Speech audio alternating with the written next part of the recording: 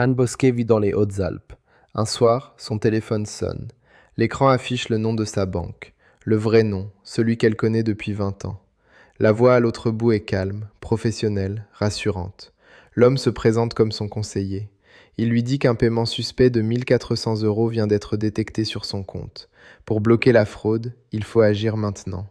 Il lui demande de passer sur WhatsApp pour partager l'écran de son téléphone et de se connecter à son application bancaire pour qu'il puisse la guider.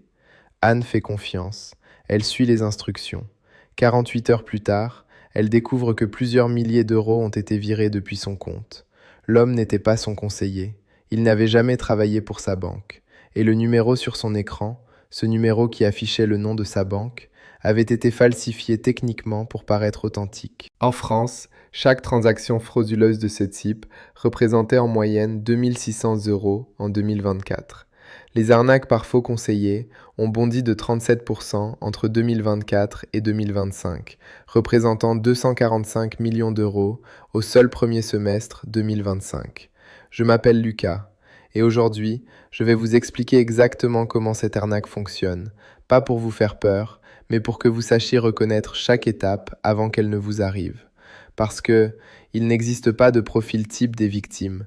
Parmi elles, des étudiants, des retraités, des personnes avec des postes très haut placés. La seule chose qui protège, c'est de savoir. Restez jusqu'à la fin, parce que le dernier type d'arnaque que je vais vous présenter utilise une technologie que vous n'imaginez pas encore possible. Digital Lift plus 2. Avant de décrire comment ces arnaques fonctionnent, il y a une chose que je veux que vous compreniez sur la psychologie de ces escroqueries, parce que c'est la clé de tout. La stratégie des fraudeurs consiste à mettre la victime en état de panique, en lui faisant croire qu'une fraude a déjà eu lieu. Ce n'est pas un accident, c'est une technique. Quand votre cerveau croit que votre argent est en danger en ce moment même, il entre dans un état d'urgence qui court-circuite votre sens critique.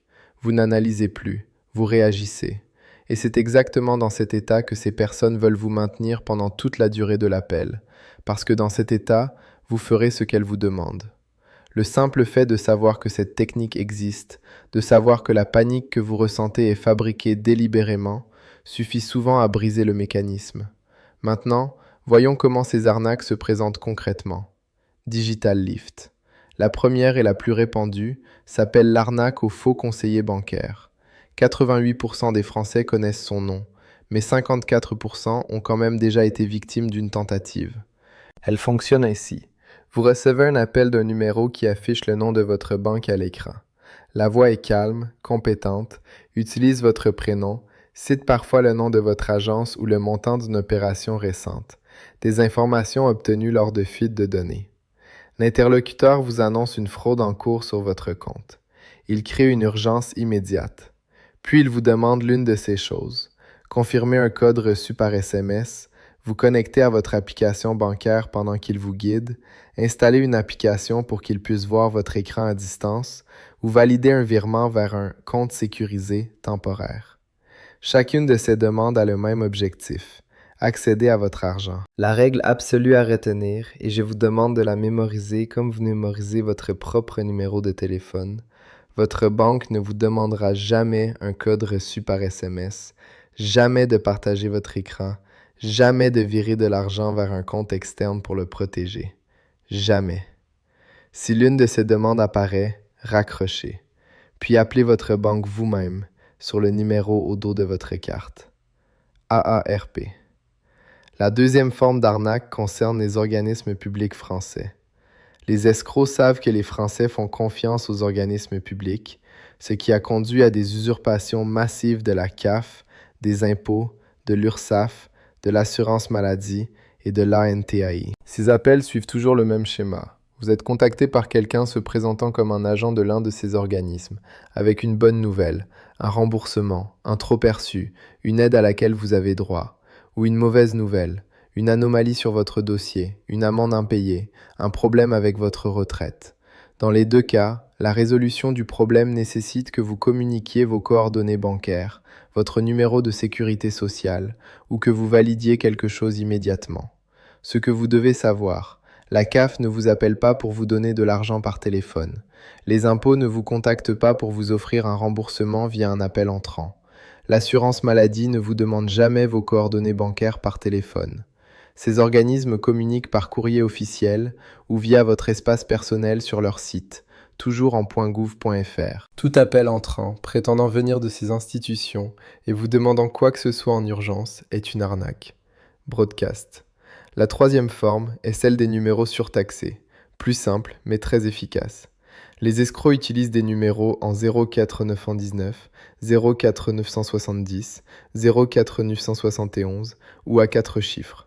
Ils laissent sonner une fois ou raccrochent très vite pour vous inciter à rappeler par curiosité. Dès que vous composez le numéro, l'appel est facturé jusqu'à 3 € la minute. Vous n'avez rien perdu en ne répondant pas. Mais en rappelant, vous pouvez perdre plusieurs dizaines d'euros en quelques minutes sans même vous en rendre compte. La règle est simple. Si un numéro inconnu raccroche immédiatement ou après une seule sonnerie, ne rappelez pas. Si l'appel était important, la personne laissera un message ou rappellera. Et si vous avez un doute sur un numéro, tapez-le dans Google avant de rappeler. Les numéros surtaxés signalés apparaissent immédiatement dans les résultats. Broadcast. Voici maintenant le type d'arnaque que je vous avais promis. Celui qui utilise une technologie que beaucoup de gens ne savent pas encore possible. Il s'appelle le deepfake vocal et il est en pleine explosion en France en ce moment. Avec seulement 30 secondes de voix, capturées depuis un appel téléphonique ou une vidéo publiée sur les réseaux sociaux, des outils d'intelligence artificielle permettent de cloner la voix de n'importe qui. Vous recevez un message vocal ou un appel et vous entendez la voix de votre fils, de votre petite-fille, d'un proche, qui vous dit qu'il est en difficulté et a besoin d'argent immédiatement. La voix est parfaite.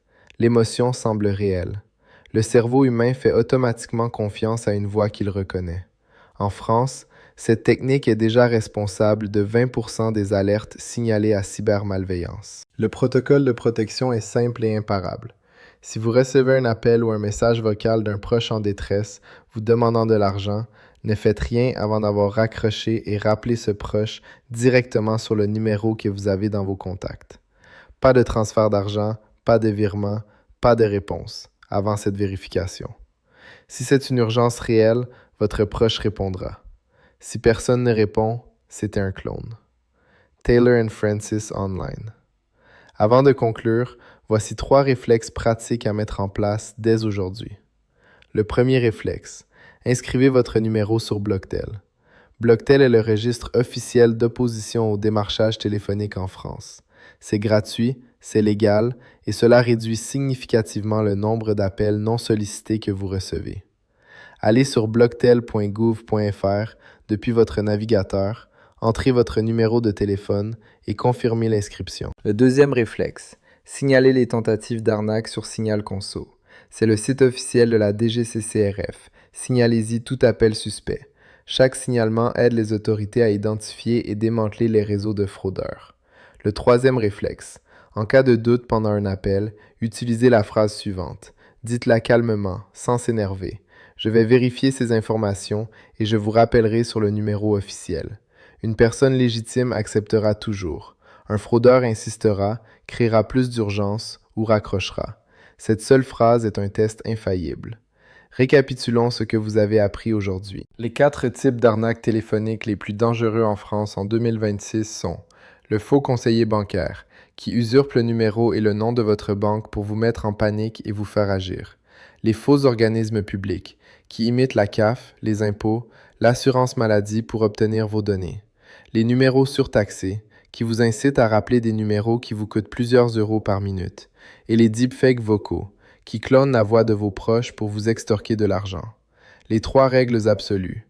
Votre banque ne vous demandera jamais un code SMS, un partage d'écran ou un virement vers un compte externe. Les organismes publics communiquent par courrier, jamais par appel entrant urgent. Avant tout transfert d'argent demandé par téléphone, raccrochez et vérifiez vous-même. Si cette vidéo vous a donné des outils que vous n'aviez pas avant, partagez-la maintenant avec quelqu'un que vous voulez protéger. Un proche, un ami, un voisin, qui répond encore à tous les appels inconnus. Ce partage peut lui éviter de perdre des milliers d'euros. Abonnez-vous à la chaîne pour ne manquer aucune nouvelle vidéo. Et dites-moi dans les commentaires, avez-vous déjà reçu un appel de ce type et qu'avez-vous fait?